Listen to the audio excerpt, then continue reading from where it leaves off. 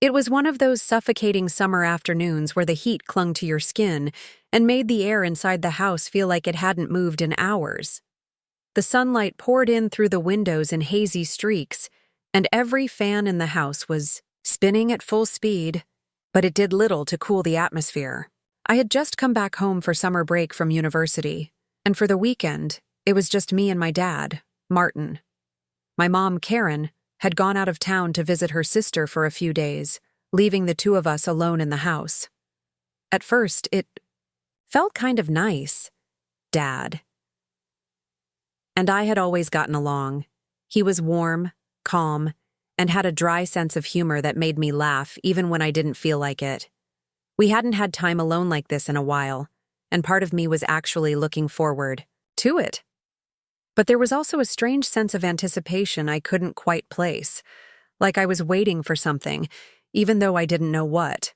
We had lunch together, made small talk about school, work, and random things around the house.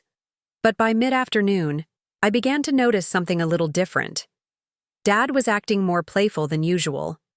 Not in a creepy way, at least not at first, but just unusually relaxed, joking more, smiling more. It caught me off guard. "You know what we should do?" he asked suddenly. "Watch a movie. Something classic." "Sure," I replied. "Got anything in mind?" He grinned in that sly, teasing way of his. "How about something a little spicy?" I raised an eyebrow. "Spicy like food spicy or?" He laughed. "Romantic spicy. Just for fun." I chuckled, thinking he was just joking. "All right, sure." We ended up picking an old romantic drama. One of those slow-burn movies filled with long, lingering stares and lots of emotional tension. At first, I was absorbed in the story, but then I started noticing something. The way Dad kept glancing at me during the steamy scenes, not outright staring, but definitely looking, and not like a joke anymore. My heart started to beat faster.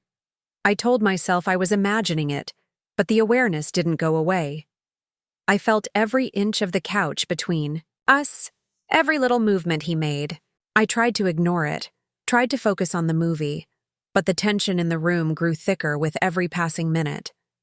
Then came the knock at the door. Both of us jumped slightly. Dad glanced at me, and for a moment, neither of us moved. Then he motioned with his hand. "Stay there. Let's just see who it is." I crept over and peeked through the front window. It was only Mrs. Evelyn, our neighbor from across the street, holding a basket in her arms. I felt my shoulders drop with relief. I opened the door. "Hi, sweetie," she greeted cheerfully. "Baked too many cookies again. Thought I'd bring some over." "Oh, thank you." I smiled. "That's so sweet of you." Dad appeared behind me, voice overly cheerful. "Evelyn, you always know just what we need." She chatted with us briefly before heading home, and once she was gone, the air in the house felt different. Again, he sat back on the couch, but I could feel his eyes on me. "Lily," he said, voice softer now. "Do you ever wonder what it would be? Like, if it were just us?" I turned to him slowly. "What do you mean?" He paused, searching my face. "I mean, if your mom wasn't here, just you and me." My breath caught. "That's kind of a weird question." "I know," he said quickly. "I know it sounds wrong, but I don't know. I've been feeling things I shouldn't." I didn't know what to say. Part of me wanted to run from the room, but another part of me, the part that had noticed his glances, that had felt the strange thrill in the air, froze. Before either of us could say another word, my phone buzzed. It was a message from Mom. "Hey, change of plans, heading back early. Be home in a few hours." I showed it to Dad, and his face immediately changed. "We need to just act normal," he said, standing up fast. "Okay." I nodded numbly. The moment was gone, but it had happened, and it was hanging there in the space between us like something unfinished. When Mom walked through the door later that afternoon, smiling and cheerful, everything looked normal. But inside, nothing felt the same. she asked. So what did you two do while I was gone? Just watched a movie, Dad replied, his voice calm. Too calm. I laughed nervously. Yeah, something dramatic. She smiled and moved on, completely unaware of the tension she had just walked into. But I felt it, and I knew he felt it too. That night, as I lay in bed staring at the ceiling, I kept thinking, back to that moment. His words, his eyes, my own reaction. Something had changed, and I wasn't sure we could ever go back. The days that followed passed in a strange haze, the kind where everything looked normal on the surface but felt different beneath. The summer, heat lingered, pressing against the windows just as heavily as the silence that had settled between my father and me. We didn't talk about what had happened. Not directly. Not at all, really. But it was there. In the way he avoided lingering too long in the same room. In the glances that came too quickly and looked away even faster. In the way I felt my pulse quicken whenever we passed each other in the hallway. It was like walking through a house filled with invisible wires. Every step felt like it could trip something. Mom, thankfully, didn't seem to notice anything was off. She was back to her usual self, chatty, affectionate, busy planning dinners and asking about my classes. And I did my best to play along, to laugh at the right moments and nod when I was supposed to. But it all felt like acting, because deep down, something had shifted, something no one else could see. One night, a few days after Mom returned, we were all sitting together in the living room watching TV. Some sitcom was playing, and the room was filled with easy laughter, at least from her. I was curled up on one end of the couch, and Dad was sitting on the other. At one point, during a lull in conversation, I felt his eyes on me. When I looked over, our gazes met. Just for a second. But it was long enough. My breath caught. There was something in his eyes I couldn't explain. Like recognition, like longing, like guilt. I looked away quickly, pretending to be focused on the television. But my heart was racing. That moment hadn't been in my head. It was real. Later that night, after Mom had gone to bed, I wandered back into the living room, hoping the cool air might help clear my mind. To my surprise, Dad was still there, sitting on the couch with a half-empty glass of whiskey in his hand, staring into nothing. "Oh," I said, stopping in the doorway. Didn't think anyone was still up. He looked up, slightly startled. "Hey, yeah, couldn't sleep." I hesitated, then walked over and sat on the chair across from him. For a few seconds, neither of us said anything. Then he spoke. "Lily about the other day." My throat tightened. "Yeah," I said softly. "Me too. I've been thinking about it." He stared at his glass. "It was a mistake. I shouldn't have said anything." "Was it?" I asked before I could stop myself. I mean, it felt different. He looked at me again. Really looked. "It did," he admitted. "Didn't it?" The air in the room shifted, like a storm building beneath calm skies. There were so many things I wanted to say, to ask, but the words tangled in my throat.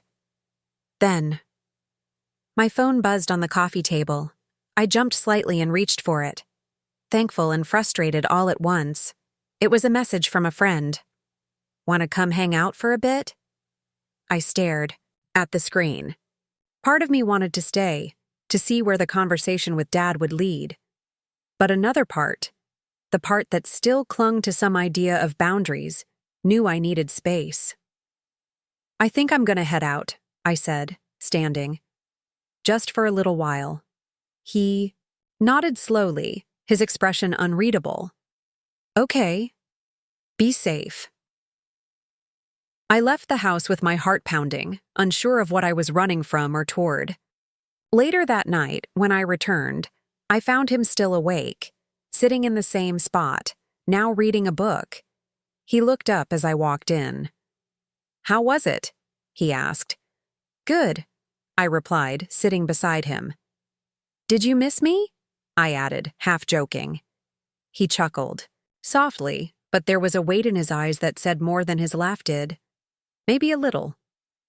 I smiled, but inside I was spinning. Then came another interruption, a knock at the door. We both turned, startled. Mrs. Evelyn again, cheerful as ever, holding another basket of cookies. "Hope I'm not disturbing," she chirped. Dad stood up, greeting her with forced charm. I watched his eyes flick between her and me, something unspoken lingering there. After she left, I turned to him, heart racing. "What were we talking about before?" He hesitated. "I don't know if we should talk about it." "Why not?" I asked, voice quieter now. "It's already out there." He ran a hand through his hair.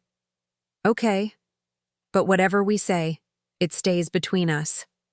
"I promise," I said without hesitation. He looked at me carefully.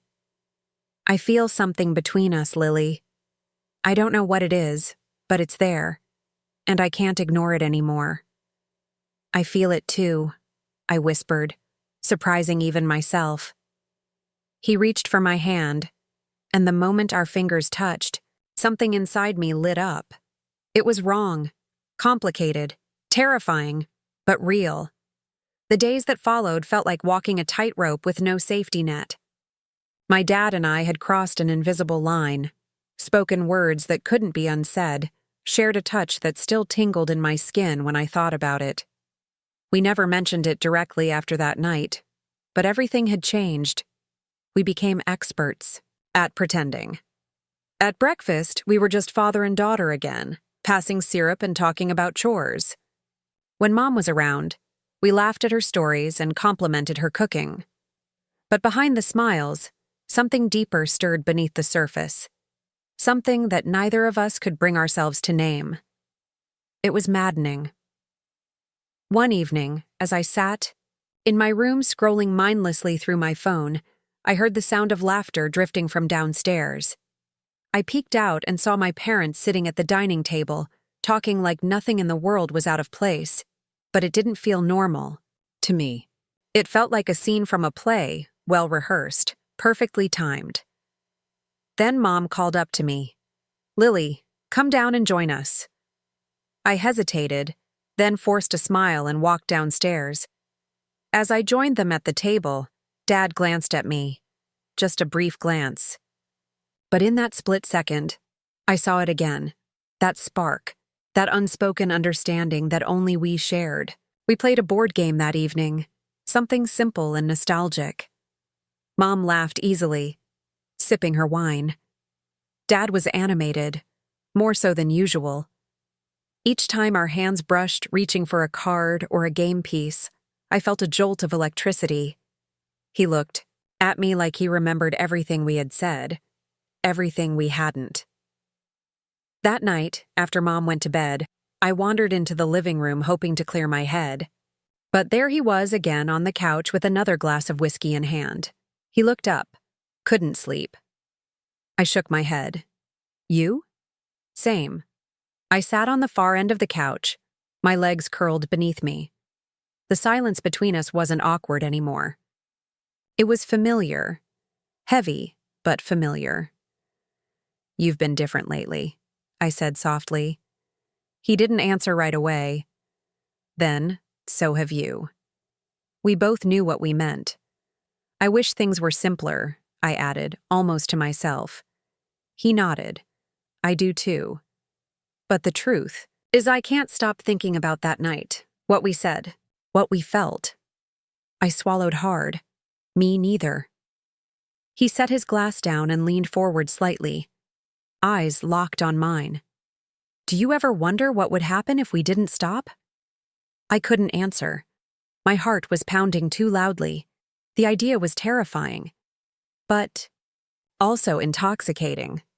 Just then my phone buzzed. I grabbed it quickly, half grateful for the interruption. Be there in 10. Couldn't wait any longer. "Aunt Claire." I read it again, confused. "Aunt Claire?" She was supposed to stay the weekend with Mom. Hours away. Why was she coming back? I showed the text to Dad.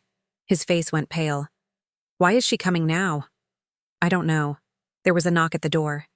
We both stood, frozen. Then, through the glass panel, we saw her, Aunt Claire, dragging a suitcase, smiling brightly as if nothing could be wrong. Surprise, she called through the door. I couldn't wait to see you guys, Dad muttered. This can't be happening, under his breath. We opened the door and let her in. She hugged both of us and launched into a cheerful rant about how the weather ruined her plans, how she missed Mom, and how she decided to come early. All I could think was, we are trapped.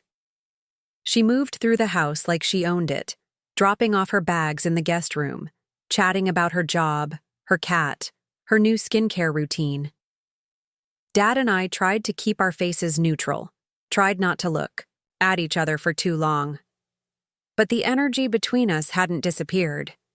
It was just buried now, smothered under Aunt Claire's loud stories and cheerful voice. Later that night, once she had gone to bed, Dad found me in the hallway. We need to be careful, he whispered. I nodded. I know. But we can't just forget what's happening. We can't pretend it doesn't exist. I looked into his eyes and saw the truth I didn't want to admit. We were in deep. This wasn't something we could just erase. What do we do? I asked. He took a breath. We take it slow, we keep it quiet, and we figure it out together. The next moment, we heard Aunt Claire's voice from behind the guest room door. You two still up? We jumped apart like kids caught sneaking out. Just chatting. Dad called back. Well, get some rest. Big family breakfast tomorrow. We both murmured. Good night, retreating into our rooms. But sleep didn't come easily. There was something between us now. Something dangerous, something real. And it was only getting harder to hide. The next few days were a balancing act, one that felt more impossible with every passing hour. Aunt Claire stayed longer than planned, turning what was supposed to be a quiet weekend into a series of noisy meals, late-night card games, and endless stories. To her, everything seemed perfect. To Mom, everything was normal. But for Dad and me, nothing felt the same.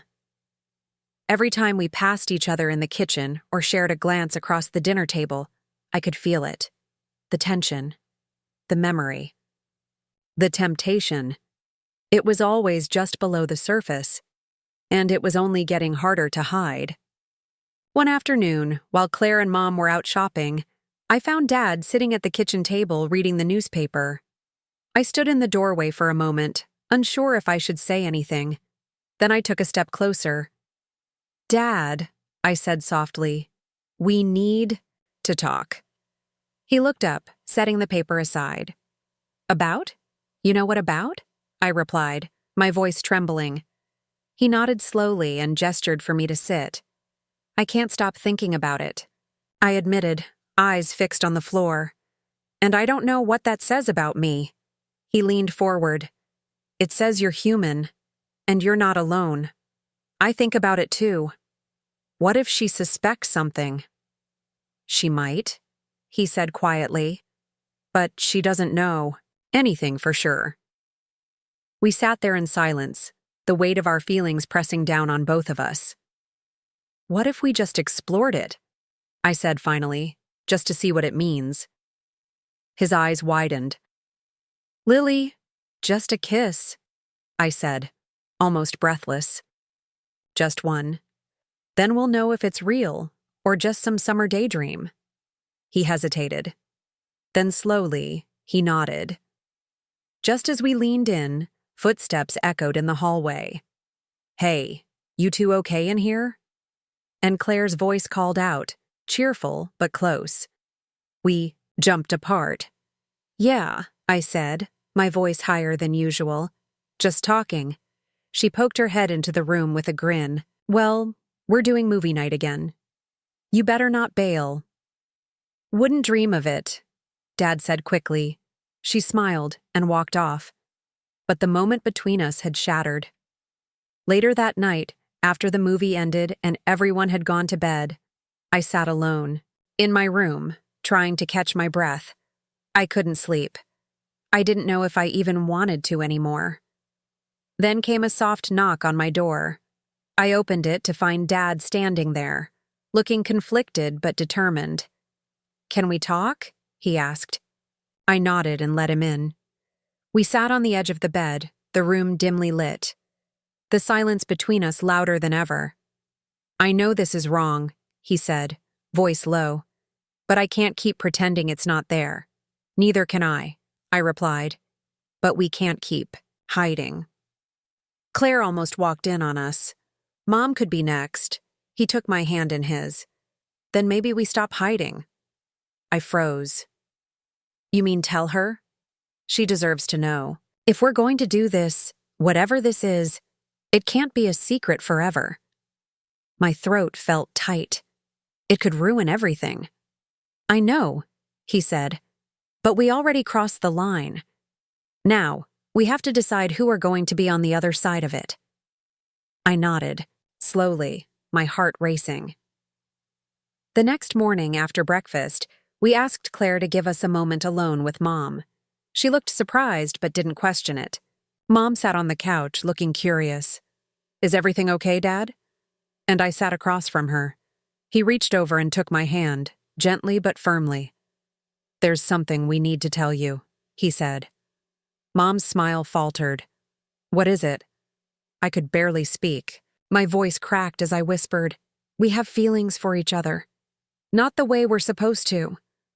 The silence that followed was absolute.